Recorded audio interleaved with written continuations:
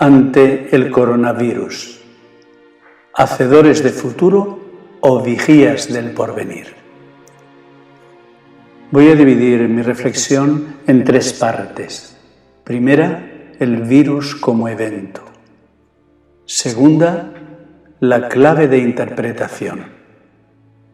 Y tercera, consecuencias. Reinventar nuestra forma de vida y de misión. En primer lugar, el virus como evento. El contagio del virus ha sido como un gigantesco tsunami que ha ido anegando sucesivamente a casi todos los países de nuestro planeta. Pronto nos llegó la alarma al conocer por los medios de comunicación lo que estaba ocurriendo en un punto de la Tierra, en la ciudad de Wuhan, al sur de China. Pero ese tsunami ha sido tan veloz, tan expansivo, que en poco tiempo, en unos meses, ha llegado a nuestra nación, a nuestra ciudad o pueblo, a nuestra casa. Y ni nuestros gobernantes ni nosotros mismos lo preveíamos tan furioso y devastador. A muchos nos pilló desprevenidos, pero cuando ya vimos las orejas al lobo y experimentamos en propia carne cómo el virus hacía estragos a derecha e izquierda, arriba y abajo, nuestros gobiernos nos confinaron y suspendieron toda actividad. Algo que nadie habría podido imaginar el día de comienzo de este año 2020. Tenemos buenos futurólogos, excelentes programadores, expertos que al parecer todo lo prevén. En este caso, sin embargo, fallaron. Llegaron las interrupciones. Los calendarios cayeron semana tras semana, mes tras mes. Y todavía con la incertidumbre de cuánto durará esto y si nosotros y nuestros seres queridos o comunidades saldremos indemnes de esta pandemia, si podremos reemprender la vida normal. Seguimos confinados en el sitio en el que la pandemia nos sorprendió, hasta nueva orden de nuestros gobiernos. Instituciones, empresas, iglesias, casi todo en estado de alarma. No había incluido nadie en su programación de gobierno, en su proyecto de vida, en su calendario de actividades, un evento o porvenir como este.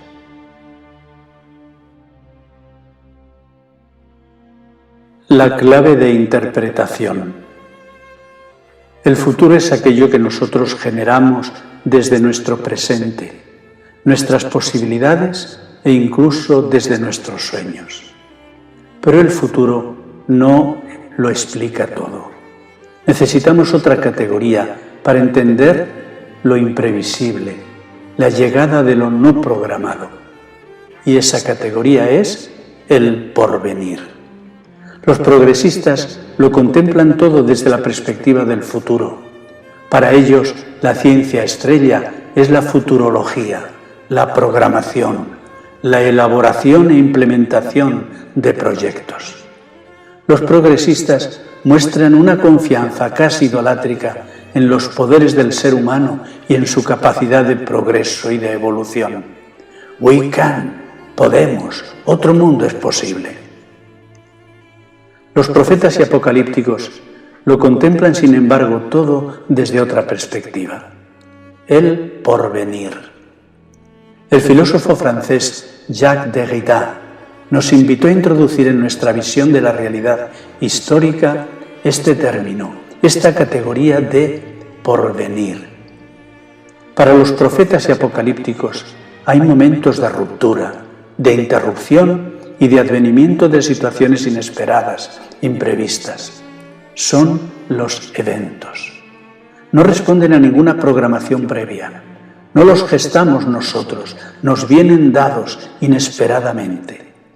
Para los profetas y apocalípticos, la actitud más sabia no es seguir obstinadamente nuestras programaciones, sino vigilar y estar atentos a los signos de los tiempos, a aquello que está por venir y de alguna manera ya se anuncia en los sueños o en los íncubos de la humanidad. Jesús nos invitaba a interpretar los signos de los tiempos, a esperar el gran evento, no a programar nuestros futuros sin más. El futuro va desde nosotros hacia adelante, el porvenir viene desde adelante hacia nosotros. Hay una actitud equilibrada entre ambas posturas y consiste en poner en alianza el futuro y el porvenir, pero dándole sobre todo el primado al porvenir y haciendo de nuestro futuro una colaboración con ese porvenir imprevisto que la gracia nos concede. Maránata, ven. No todos tenemos vocación ni de progresistas ni de profetas apocalípticos, pero sí estamos llamados a la sensatez y a servir de puente entre el futuro del que somos responsables y el porvenir del que queremos ser excelentes anfitriones.